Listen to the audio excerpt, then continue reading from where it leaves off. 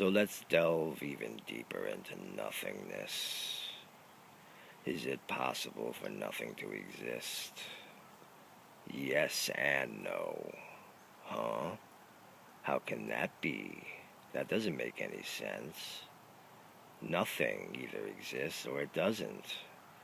How could nothing exist and not exist at the same time?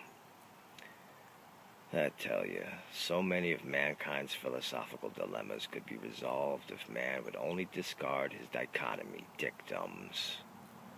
This whole either-or approach that permeates so much of man's ideas and concepts. It's got to be either this or that. It's either one thing or another thing. We see this separation agenda all over the place. It's either free will or determinism. It's either spirit or the material. It's either absolute or relative. So go ahead and choose one, but you must choose one or the other, because it can't be both, right? No, it can't be. It just can't be. Because if it's both, then we begin to lose distinctions, and we can't have that. And that's just it. Mankind so desperately wants to avoid the implication that distinctions are imagined. For man, distinctions must be real, meaning existing independently of him, or otherwise the whole idea of real and unreal that man builds an idea of a self on will get thrown on its head. And that would be just too much to take, wouldn't it? But why? Why is holding on to a distinction and being deluded more preferable than losing a distinction and being enlightened? Well, it's not really all that complicated. The desire for attachment cannot be fulfilled without the delusion of distinctions. How could it be possible in any other way? If there is no such thing as north, south, east, and west, is navigation possible? If there is no up and down, near and far, or internal and external, where is a point of observation established? A distinction in itself is not necessarily a problem. The issue arises only when one forms an attachment to a distinction.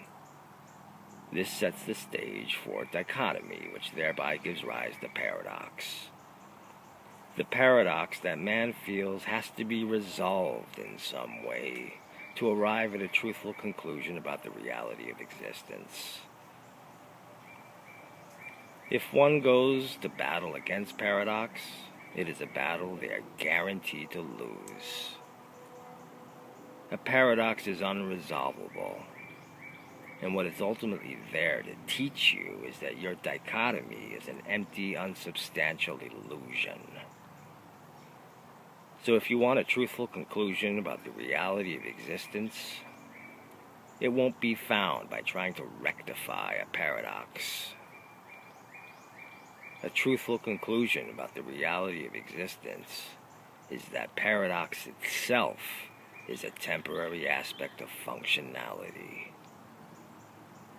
So how is it possible for nothing to exist and not exist at the same time? And similarly, how is it possible for something to exist and not exist at the same time? Well, the nothingness is beyond labels and description. It's not any kind of inventory item that you can reference. It doesn't matter what it is. If you can point to it or allude to it, then it's not nothing, but yet another something.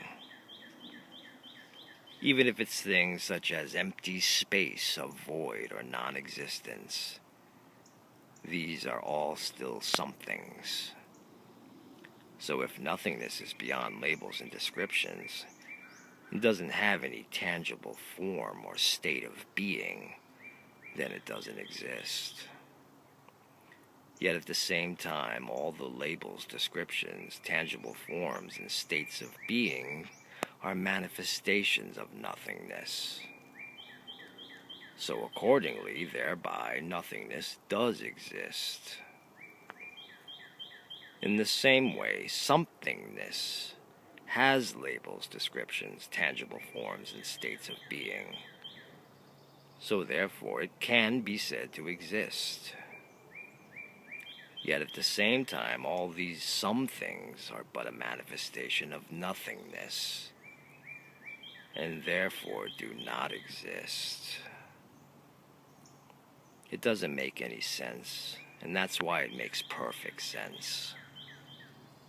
Isn't it sensible to recognize that you can't make sense of the insensible with sense? There is nothing to flesh out. Paradox is your friend. If only you would accept him unconditionally and stop trying to make him into something that you want him to be, you would experience that friendship. Now, with all this talk about nothing and something existing or non-existing, one might get the idea that existence or non-existence are the primary agencies and that nothing and something play supporting roles.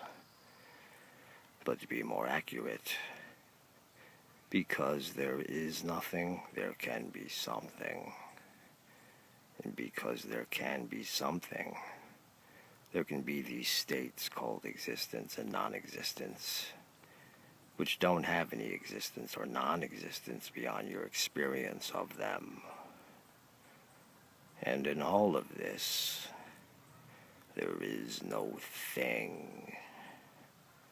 Nothing is not a thing. Nothing is no thing. And since there is no thing, there can be something. But even this something is not a thing.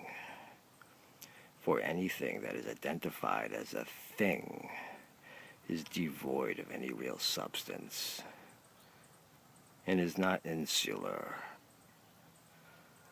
In other words, emptiness is form, and form is empty. And empty lacks division, solidity, and distinction. And of course, existence and non-existence are not things either, but are even further aspects of emptiness. To better clarify, let's parallel it to the dream. Because there's an imagination, there can be a dream contextualization. Because there is a dream context, there can be a dream persona. Because there is a dream persona, there can be an experience of existence or non-existence. Yet despite the dream persona's experience of an existence, does the experienced existence have any existence beyond the dream persona's experience of existence? If so, where? Where can it be said to be existing? In an imagination. Where in imagination can existence be said to be existing? And what is an imagination? Does it have any identifiable features, attributes, or characteristics beyond being an unknown source? People would also like to make imagination a thing by relegating it to mere phenomena of a brain. But imagination is not a thing, and even a brain is not a thing. Imagination is unlimited and not exclusive to anything. Yet through distinctions of separation, imagination imagines itself as limited and exclusive to things, in this case being a brain. Once the imagination starts making distinctions, it loses its ability to know itself, for the essence of imagination is non-distinct. So therefore the imagination has no other choice but to attribute itself to one of its constructs. The desire for attachment that is facilitated through distinctions must find a way to justify itself through distinctions of distinctions. Hence, a contrivance of complex dependencies are imagined. Thereby, imagination is dependent on a neocortex and thalamus of a brain that is dependent on an organism that is dependent on the evolution of species, that is dependent on a world and a universe that is dependent on complex chemistries that are dependent on physics, that are dependent on ambiguous forces, that are dependent on some unknown source that cannot be grasped, but is the responsible agency of reality. Therefore, imagination has removed itself from itself by imagining itself as not itself, and thereby imagines the responsibility of itself as being found in something other than itself.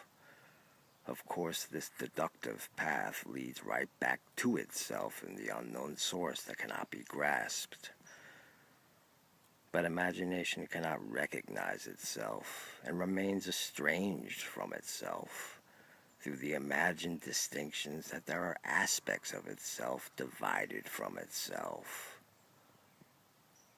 Yet imagination can become aware of its own fundamental essence if it detaches from its distinctions. This would allow one to become aware that their true nature is beyond nature. You are not a human being. A human being is but an organic biological computer that you have mistakenly identified yourself as.